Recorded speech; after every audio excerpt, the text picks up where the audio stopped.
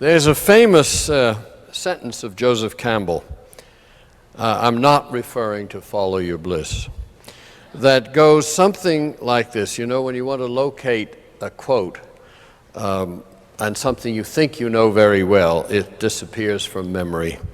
From the page, from the book, it's gone. This is supposedly a trick of Hermes, who is the god who helps you find things suddenly and who helps you forget things suddenly, just as magically, and seems to take over more as you get older. Anyway, the phrase or the quote says, "The gods are not in Greece or in myth books or even in Campbell's books, but are right on the corner of Broadway and 42nd Street waiting for the lights to change." They are facts of everyday life, not merely the glorious and frightening images printed so beautifully in Campbell's massive works, books almost too heavy to lift, appropriately, I guess, since Joseph Campbell did much of the heavy lifting that brought so much of the body or the corpus of exotic mythology back into our public discourse.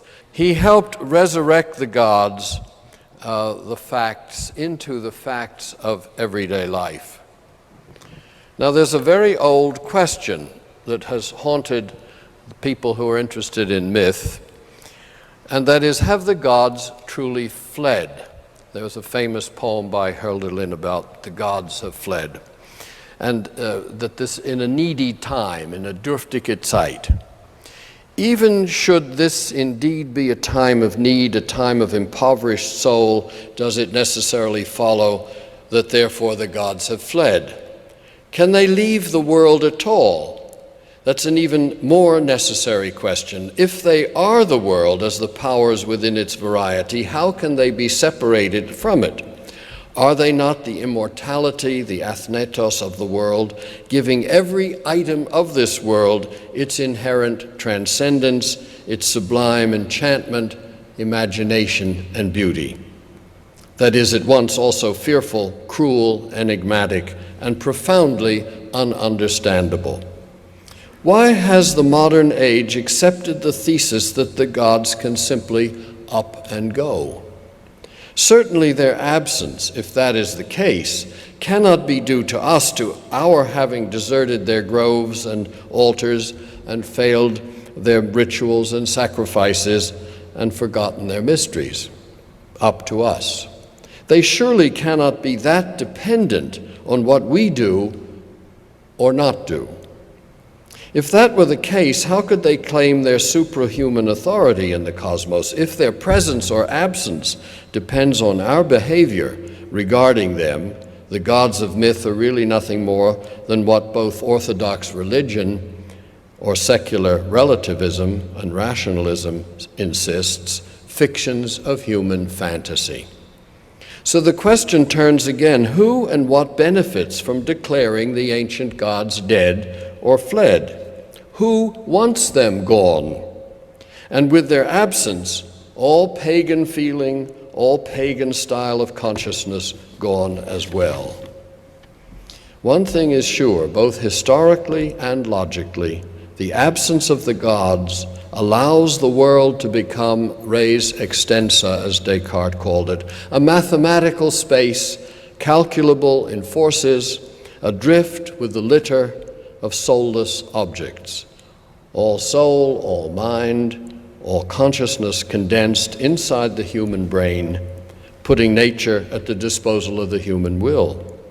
The absence of the gods is not only an efficient secular convenience, an industrialist opportunity for exploitation, a hubristic inflation of mortal humans. Much more, the declaration that the gods have fled is also a Christian convenience. Their absence leaves the world open with plenty of room for the presence of Jesus the Savior, who gives his redemptive, apocalyptic answer to the needy times. But who needs redemption, salvation, resurrection? Only the guilty and the dissatisfied.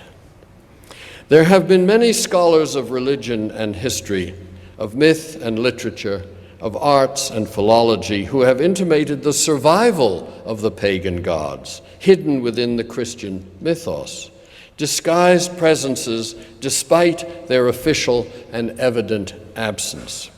There have been as well many who have attempted the revival of the pagan gods by imitations, by invocations, and by interpretations. Myself, I have followed a method that springs from two famous sentences often used by and quoted from C.G. Jung. The first comes supposedly from Delphi. It is a saying cut in stone and placed as the lintel over the front door of the house where Jung lived and worked for most of his long life. And the sentence is, called or not called, the God will be present. Vocatus atque non vocatus Deus aderit. The second sentence from Jung, the gods have become diseases. Zeus no longer rules Olympus, but rather the solar plexus, and produces curious specimens for the doctor's consulting room, or, often not included in this sentence, but from Jung, or disorders the brains of politicians and journalists who unwittingly let loose psychic epidemics in the world.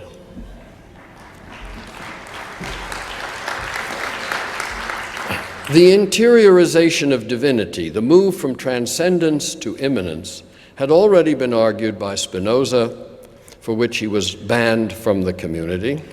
The move was further presented by Heinrich Zimmer, the Indologist, who said, again famously, all the gods are within. And Heinrich Zimmer was Joseph Campbell's first, let's say, mentor, tutor, to whom he apprenticed.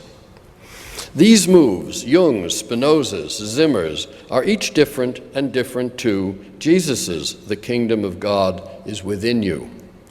The differentiation of kinds of immanence is not to our point here, but it is important to recognize the crucial twist that Jung's psychology gave to the immanence of the gods. They have been interiorized into pathology. Their myths live in our behaviors, irrepressibly demanding recognition and observances. They bear new names borrowed from the textbooks of psychiatry and abnormal psychology. Their refuge no longer the altar and temple fanum, the site of oracle and mystery cult. Instead, they inhabit the interiority of the psyche, where they make themselves very present indeed as the powers in the background of the soul's infirmities. Since the repressed returns in the strangely inventive form of symptoms, after all, symptoms are extraordinary inventions, the gods are indeed present, whether invoked or not, right on the corner of 42nd Street. I do need to add that Jung is neither the only nor the first of this confluence of the mythological and the pathological, the gods and diseases. Already in 1900, Wilhelm Heinrich Roscher's monograph on Ephialtes, subtitled A Pathological Mythological Treatise, interiorized Pan into our nightmares. Concurrent with Roscher, Freud interiorized Oedipus from a theatrical figure we may watch on the stage to a drive in your personal, intimate body. As well, Freud elevated the mythical personifications Eros and Thanatos to be the dominant gods of all psychological happenings. It is fashionable today to bypass or surpass Freud for all sorts of reasons, sociological, feminist, scientistic. But one gift from Freud we ought never neglect, his return to the sources of culture in Mediterranean myths, rooting psychology not in the brain or genetics or blind evolution, but in the poetic basis of mind, whose imagination is structured by mythical configurations, or universali fantastici, as Vico called these archetypal presences. The recognition of the intimate and subtly differentiated connection between myths and pain, between the gods and diseases and politics, is the greatest of all achievements of the Greek mind, singling out that culture from all others, despite its flaws, its faults. That achievement, the Greek perfection of tragedy, which demonstrates directly the mythic governance of human affairs within states, within families, within individuals. Only the Greeks could articulate tragedy to this pitch, and that achievement has not been equaled since. In the Greek sense, we are today in just such a tragedy as Thebes under Oedipus Tyrannos. The king is sick, and in the madness of his sickness, in his profound unconsciousness, the tragedy of the nation lies. Its poverty, its wasted youth, the degeneration of its crops and soil, its water and forests. This was the condition of Thebes at the beginning of Sophocles' first Oedipus play. I quote, "The city wastes in blight, blight on the earth's fruitful blooms and grazing flocks, and on the barren birth pangs of the women. The fever god has fallen on the city and drives it." The fever god in our case today is the same as the one named by Sophocles, line 1911, the fever of the god of war, Ares. And all this because the king is blind to his own nature. In other words, the facts of our collective condition must be laid upon the king, as Henry V reluctantly, ambiguously says, upon the king, our lives, our souls, our debts, our careful wives, our children, and our sins lay on the king. I do not want to overlook the fact that the psychological method I am pursuing, following from Jung and from Campbell, gives scant attention to the historical time frame of the myths, their geographical locations, to the philological analysis of the texts where they are recounted, to the authenticity of their transmission, to the disputed evidence from archaeology, to their sociological and political contexts.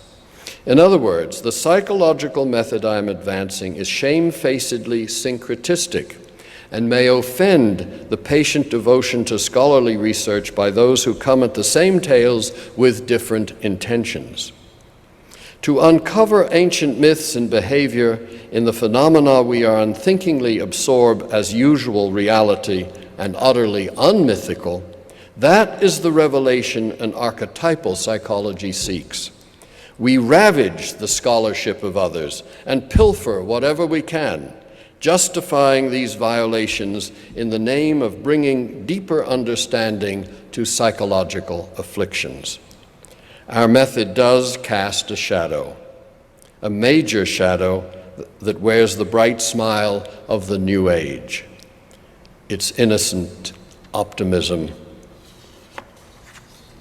Besides, our aim of tying a human mess to a wider myth, we are also attempting to connect present experience to historical culture, something sadly lacking all through the culture today. Hoping to open a long closed door bolted from two sides, history and its scholarship bearing witness only to the dead, the past and gone, and psychology utterly contained within the subjective soul, painfully present and personal. Jung and Campbell, and those of us here who work in this tradition, attempt to show how Western antiquity can be relevant to the life of the psyche and how psychic life can vivify Western antiquity. When scholars speak only to documents and psychologists only to patients, culture languishes, its soul shallow and unrooted in historical knowledge, and its knowledge without soul. Let's go back to 42nd Street. Ain't she sweet, walking down the street. Behavior, action, myth, as it moves along unspoken. Remember, the very essence of the word myth is cognate with myen, closed, as mystery, as the eyelid closes, and simple expletives like mu, Greek for alas, Sanskrit, mukha, dumb, including also etymological connotations such as mute, mum, mumble, mutter. When we speak myth, we really are not speaking myth, but mythology, the logos or telling of myth. For myth is action, or as some theories say, myth follows from ritual or is embodied in ritual. Moreover, myth gives the certitude of action, such as we easily recognize when possessed by the goddess of sexual love or blinded with martial fever. Just this very idea that myth gives the certitude of action is made clearer by the work of Vico, that extraordinary man and one of my dearest heroes, who lived and worked in Naples in the early half of the 18th century. And maybe it was the fall he suffered at age of 7 that cracked his head open and kept him from school for 3 years, that freed him from the science of the time and its education and its ideas of truth, freed him from Newton and Descartes and Galileo, and allowed him to found the mind in myth and lay out another idea of certitude versus truth. Certitude is the concrete engagement with life, and it precedes all the principles and theories and interpretations or the truth that we find for the certitudes. The facts of 42nd Street precede our verification of them in thought or law. We live myth before we declare it to be myth, myth which might only appear in reflection or translated into a story. The existential engagement is already a certitude, action for itself and in itself the certitude of immediacy. My urge to fly sunward above it all with Icarus, my unknown union with my mother, like Oedipus, my unapproachable distancing, intactness, like Artemis, my aggressive attack on dirt and bestial monsters, like Hercules, the unworried smile and the charming allure I bring to every encounter, like Aphrodite.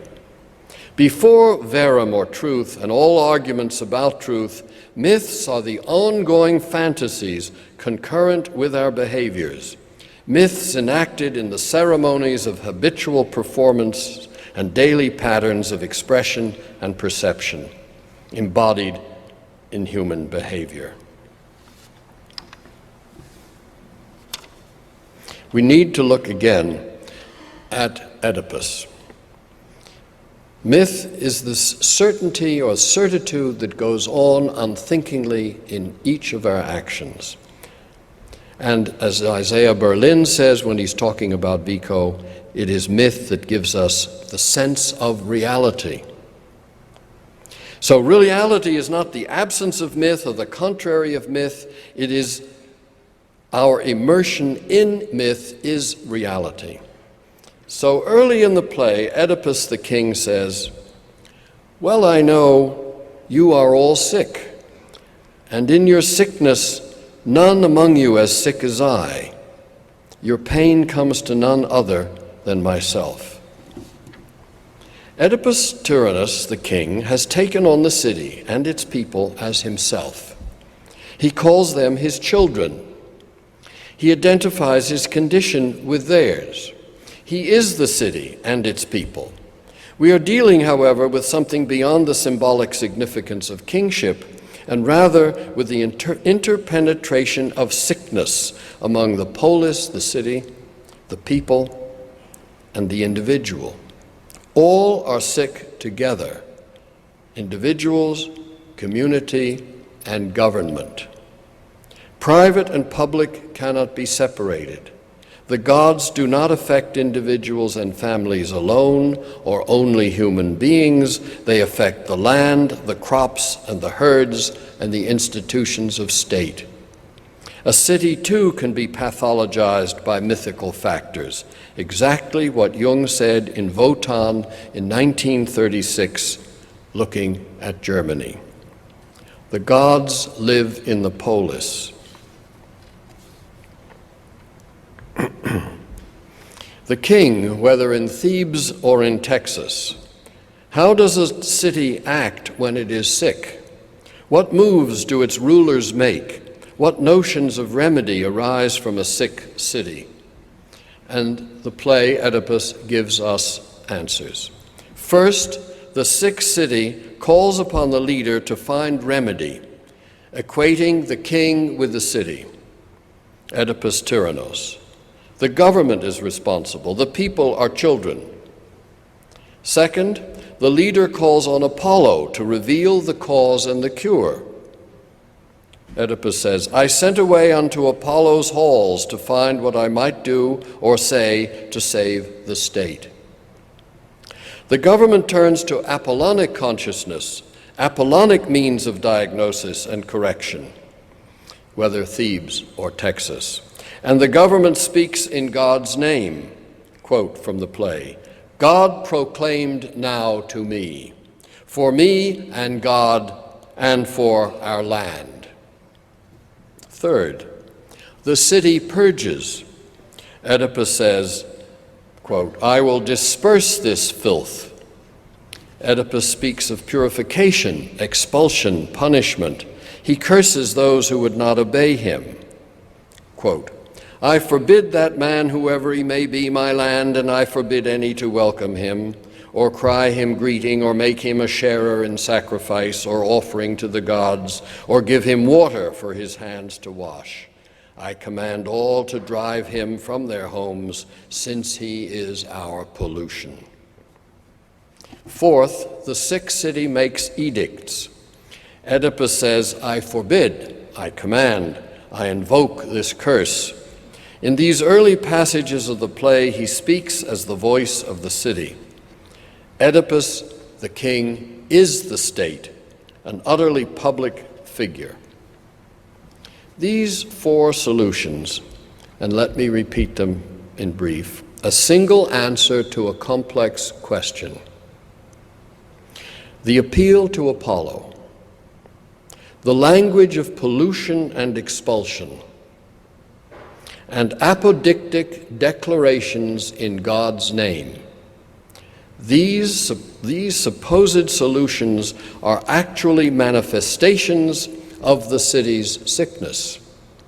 They are diagnostic signs. The solutions imagined by a patient for his illness belong to the image of his illness. That is why therapists listen closely to what the patient wants at the beginning of therapy. How the patient imagines remedy and what measures he is already pursuing show how the patient is constellated by his condition.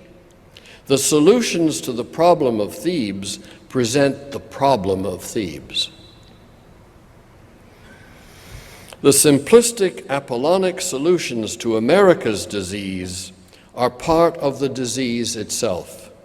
The classically ritual solution could only be sacrifice of the king.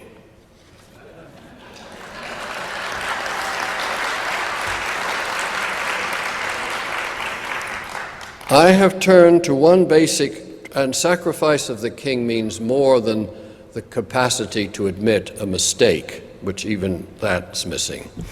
I have turned to one basic tragic tale, Sophocles' Oedipus the Tyrant, to expose the myth we are now struggling in. There are others, such as the story the exclusionist followers of Jesus are absorbed by, the story of Armageddon, the final chapter of the Christian Bible, which envisions the final chapter of the planet's life. This archetypal tale is a myth of horror and terror, of flames and plagues, and an avenging Christ's white robe dripping with the blood of his enemies, a myth, too, that gives certitude and belief in it urges action. Whereas it might rather be a self-fulfilling prophecy or an antiodromia or a revelation of the self-destruction of the Christian Bible at the end of an aeon, we can see. What we can and must learn from Joseph Campbell is that myth is all about us on every street corner. Myth is reality, and recognition of this certitude, analysis of the myths at work among us, may keep us from falling prey to blind belief and the disasters of delusion. For we are in a collective madness, all of us, even here in this grand Hyatt. Thank you.